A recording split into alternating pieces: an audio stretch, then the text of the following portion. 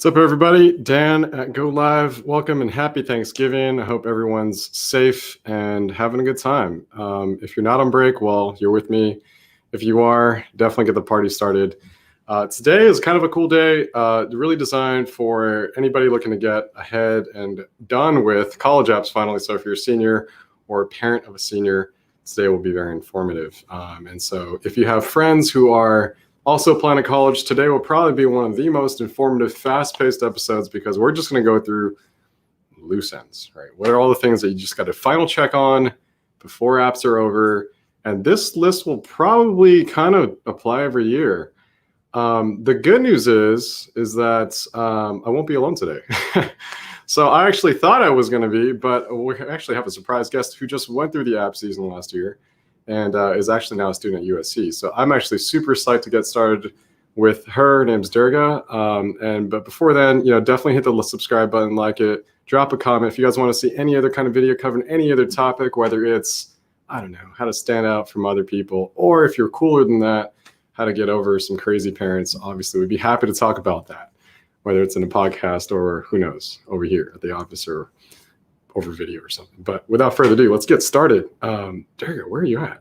Are you around town? I am right here. Hello. What's up? How are you doing? Hi. I'm doing well. How are you? It's good to see you. I'm digging the do. I think I already told you that. You look awesome. And man, it felt like yesterday when we were hanging out at Phil's Coffee, COVID, not a care in the world. And now it's like I look over and they all pretty much have boards on the windows. I know it was so sad. The last time I was in town, I was able to go into the shop like one day, and then after that, everything had closed down. I was like, oh my God, my home. So for anybody who doesn't know, now you know. Durga and I pretty much did all our work at Phil's, and if it wasn't at Phil's, then it was over Phil's or something like that. And she was a blast to work with as a student, as a friend, and as a super cool person who's out to do some awesome stuff with the world. I'm not kidding. Seriously, she's going to be an author. It's kind of a secret. So let you all know. Fingers crossed. See how that works out. But the focus of the day is just is tips. Tips and advice for students who are applying to college. For the very first time and hopefully the last. And so Durga, I'm sure you come equipped with some memory of what it was like. But before we hit that, I guess tell us, who you are and where you're from and who you are. This is starting to sound like a Backstreet Boys song. Sure. So Dan already introduced me. My name is Durga Arjun. I am a sophomore at USC. I'm currently studying international relations and narrative studies. I attended Mission San Jose High School, which I'm sure, like Dan, you still have some students who go there. Guys, you're gonna get through it. I promise. It's gonna be okay. But yeah, the past year in college, I would say has been like pretty transformative for me. Just because like when I was in high school, and I think like a lot of people can resonate with the sentiment, like you're just waiting to get to college and you're thinking like, oh my God, this is like the solution to all of my problems. Surprise, surprise, it's not. Like college is still not going to be the easiest, but it's definitely like a hell of a lot better than high school, at least for me. Just in terms of like the freedom that you get and like the amount of exploration you can do and the people that you meet, I would definitely say like college is a few steps above high school, just in terms of all of that. And in terms of like the realizations I've made about myself that I definitely could not have done in high school. I would say college has been an amazing experience, although it's definitely not like the fairy tale that I think like a lot of people and universities sell to us. So I just remember it being so much easier than high school. And we'll probably have you back to have a separate conversation entirely about like the compare and contrast. But, I just remember like, man, like I can actually choose my own teachers. And yeah, exactly. That's like, I can choose what days and what times I have class. Like, what? I don't have to take 6 periods. I can have 3 or 4. I was like, okay, this is, it's like you said, it's freedom, right? And I was like, this is liberating, and I can really kind of be in command of like my learning experience. And I felt like high school was the complete opposite. Like you felt like you're boxed in at all times. You have this number of electives you can take, and you have the GE stuff you have to do. And it's like, man, like in addition to all that, I'm compressed for time because of standardized testing, ECs, life, holy cow. So it was like crazy. But yeah, I mean, do you feel like it's easier, I guess, in that way, or? I don't know. I wouldn't say like work-wise, it's easier. Like obviously, like I'm a college student, it's not going to be easier than high school. But I would definitely say in terms of like the freedom that I have and like the ability that I have to structure my days, it gives me a lot more time and it makes everything a lot easier for me. So if you had one tip to anybody watching this right now, what would it be? Whether it's pertaining to, I don't know, high school or applying to college, I mean, what would it be? What's the single tip? If I had one tip to give anyone who's watching this, who's in high school, who might be like struggling to decide what they want to study, or like if what they truly want to study is like going to be approved by their parents, I would 100% just say like, go for it. Like you're in college one time, you have one shot to make your experience your own and like get the most out of it.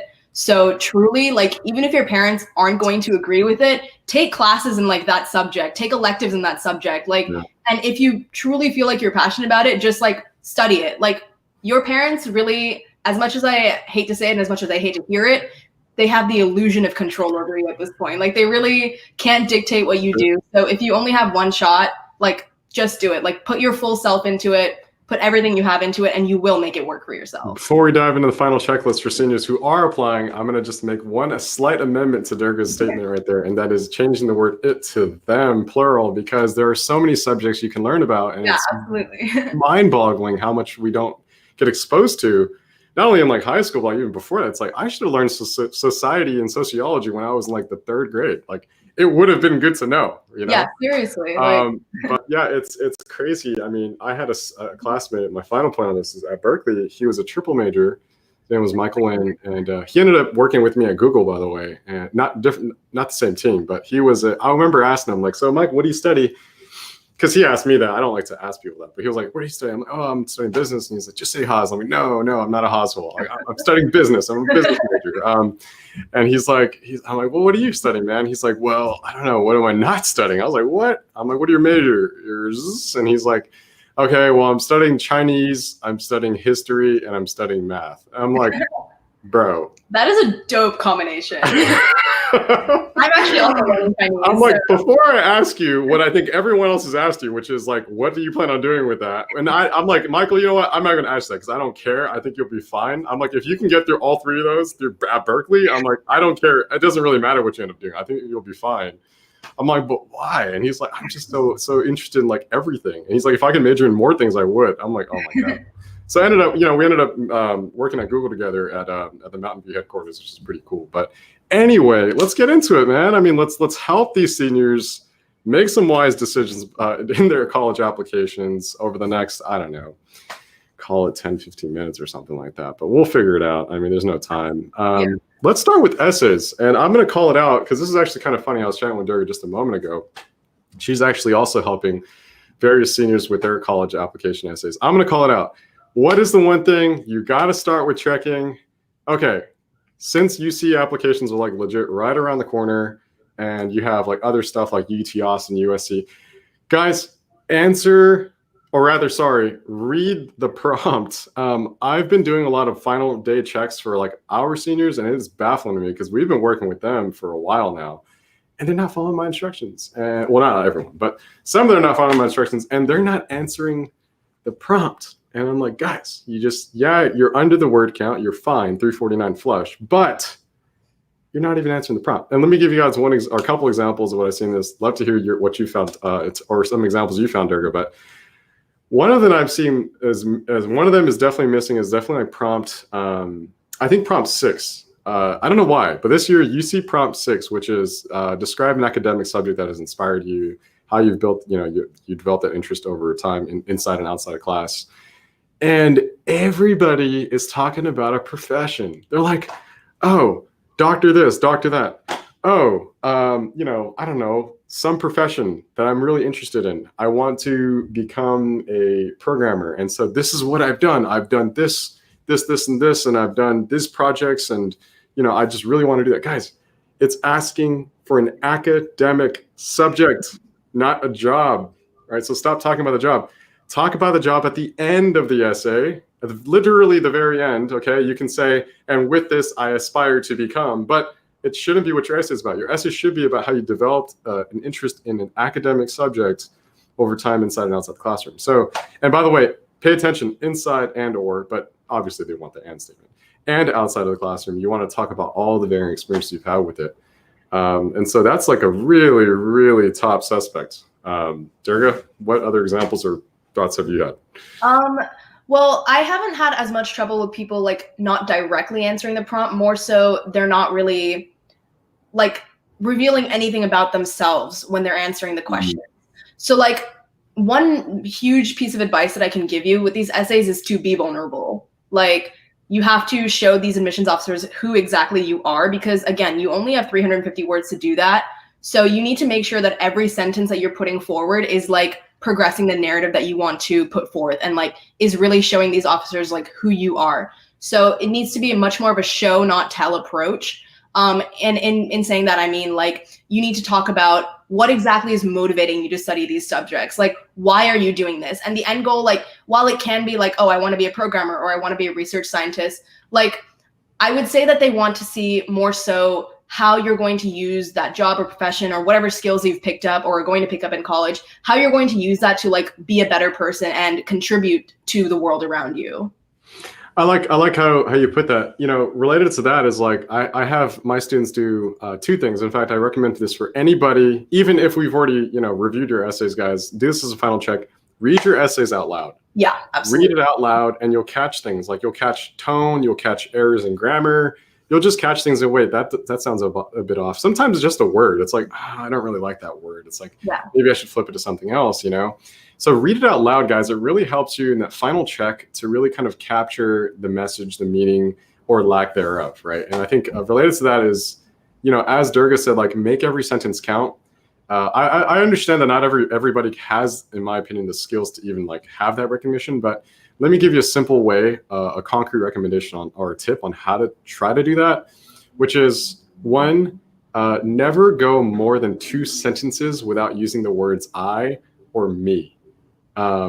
Because literally I've analyzed like almost like actually more than 10 years of like this stuff from my own work with students. And like, that's a pattern I've noticed is like, whenever a student starts talking about a situation or quotes or a theory or somebody else more than they're talking about themselves, it's no longer an essay about you.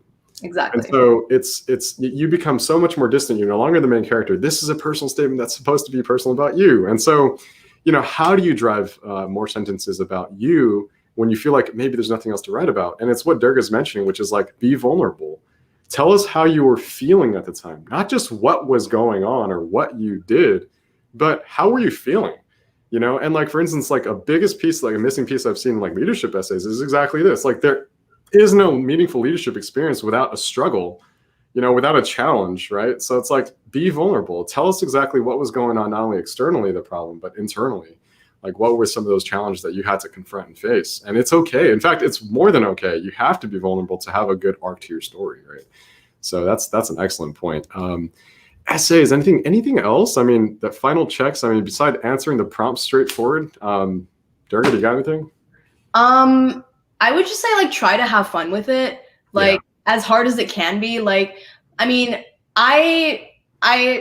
I'm obviously speaking from like a little bit of a privileged standpoint right now because like I've taken English classes in college and things like that. But like I tried as much as I could to have fun with my essays in high school. Like there were several prompts where I would just pull the most out of whack things out of like my brain and write about that. Like there was an essay that we were supposed to write about collaboration and teamwork. And I wrote about how my family and I like constructed this maze to try and catch a mouse that was in our house.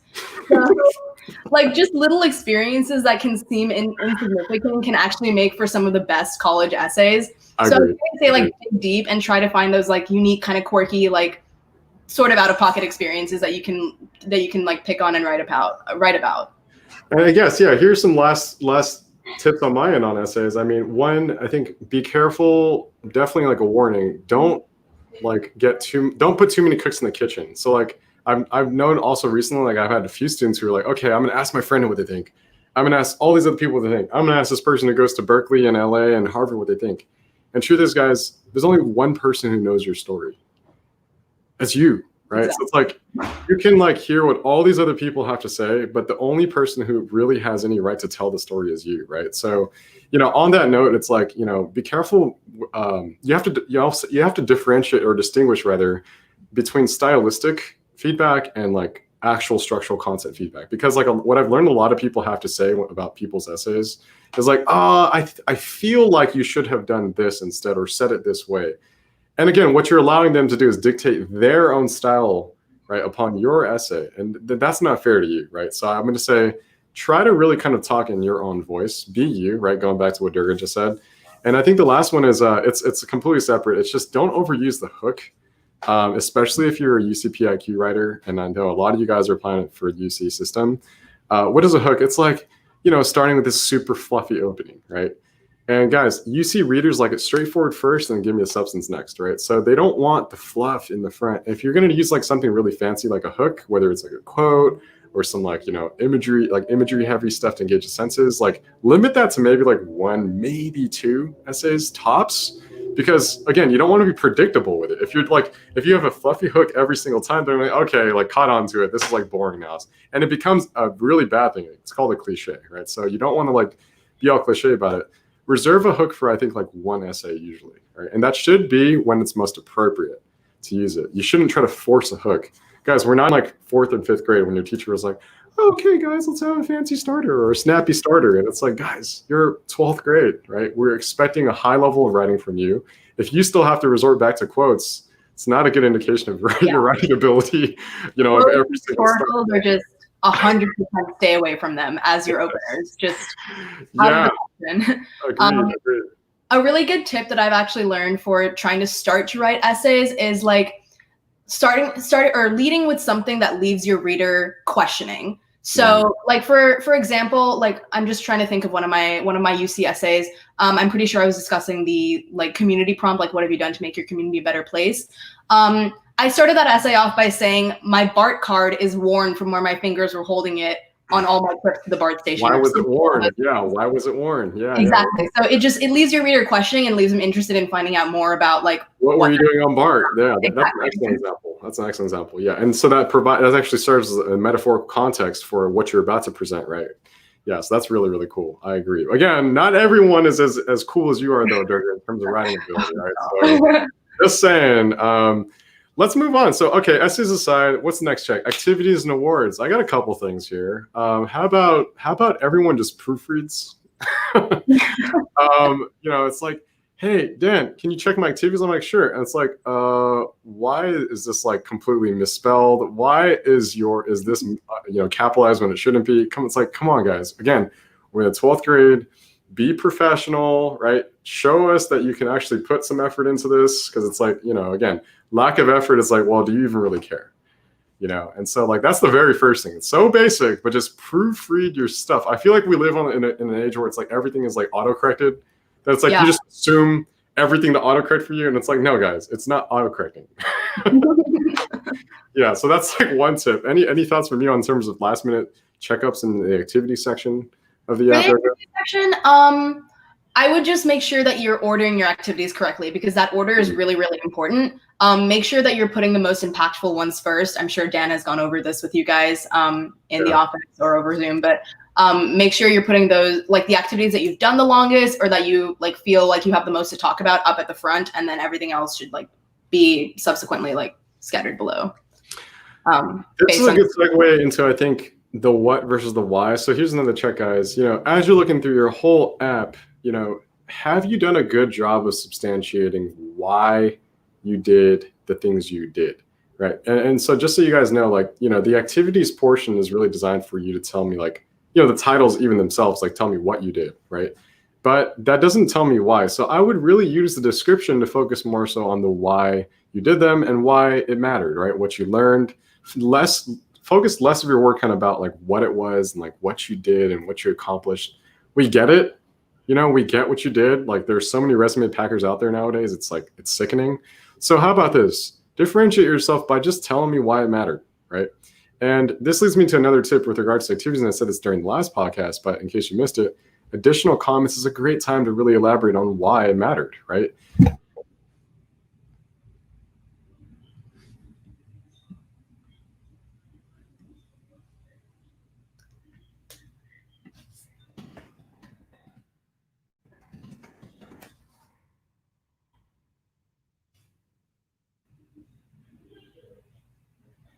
I think I muted myself. Am I back? Yeah, there you go. You're back. Yeah, I was using hand movements. Anyway, I was saying additional comments is an excellent place to put the why you did the things you did. And so it's like 600 words, use that instead. And don't become so dependent on the activity section. Stop tripping about that. But again, guys, look through all of your stuff, whether it's like the activity section, the additional comments, and also the PIQs. And any essay, it could be the Common App, UT Austin, doesn't matter. And like, did you do a good enough job at telling me why you did the things you did? That's pretty much it on the activity side of things. Anything on your end, Durga? No, yeah, I think you pretty much covered it. It's the entire like show not tell aspect that I just always try to nail into any student who I'm working with. You need to like tell me why exactly you did it. You need to tell me how it made you feel. You need to tell me like all these nuanced things about it, not just what you did. Here's another final check. Yeah, and speaking of the why, so how about this? How about what you chose as your major? A lot of students, they don't explain why they're choosing their major. And it's interesting even because like, even with the UCPIQs, you're given 4, right? And I noticed that some students actually don't, they don't answer like anywhere in the 4 PIQs that they're given. It's 4 essays, like why you're choosing your major. So it's like, where should you do that? Well, I would really encourage you, if you didn't answer it in any of your PIQs, don't force it. It's like, don't integrate it into a PIQ when it just shouldn't be there, especially if like you're already within word count and it flows really well. I would certainly just put that as a blurb in additional comments. It should be, in fact, it probably should be your very first blurb. Like you should just describe like, why your major is, like what, like why are you interested in it? What do you plan on doing with it? At least 100 words would be nice, Otherwise, like, a reader will read your entire app and like, they'll just have no context as to like, why you're trying to, study what you're trying to study. But like, yeah, Durga, like, I'm trying to recall, I don't remember every essay you wrote, but did we cover that? Oh, and this is also kind of tricky for people who are undeclared, and I'll talk about that in a second. But, how did you address like, what your major was and why? So when I was applying to college, I was mostly applying under political science. And at that point, I had done like several things that had kind of led in that direction. Like I was working with I'd started a nonprofit. I was working with like a business club. I was working with like several organizations, speech and debate, that all kind of led down that same like political science path.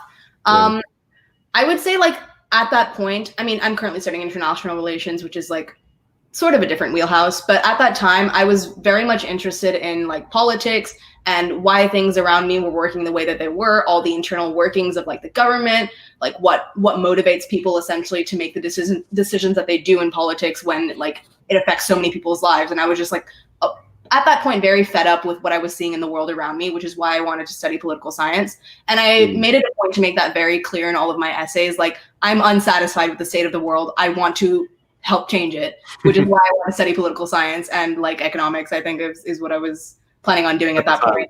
And I would say that like making sure that narrative is consistent within all of your essays, especially your UC essays, is a huge, huge plus. Like making that one like a constant through line like evident in your UC essays is a huge like that I have. And that's a good final check. And I think that's a good one to close on is like, okay, read through your app one time, and it might even be good to have like, a friend, well, I don't know about a friend, but maybe your dad, parent or something, if you have them present, or if you're comfortable with it, or a best friend, someone you can trust to give you good feedback.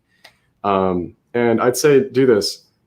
After you read through the app, maybe ask them, okay, what are the top 3 things you recall? And if you can have someone recall 3 things about you, I think that's pretty good. But if someone's struggling to recall much anything, Houston, we have a problem, right? And I think I like to do this also for essays. It's like read an essay out loud through, right?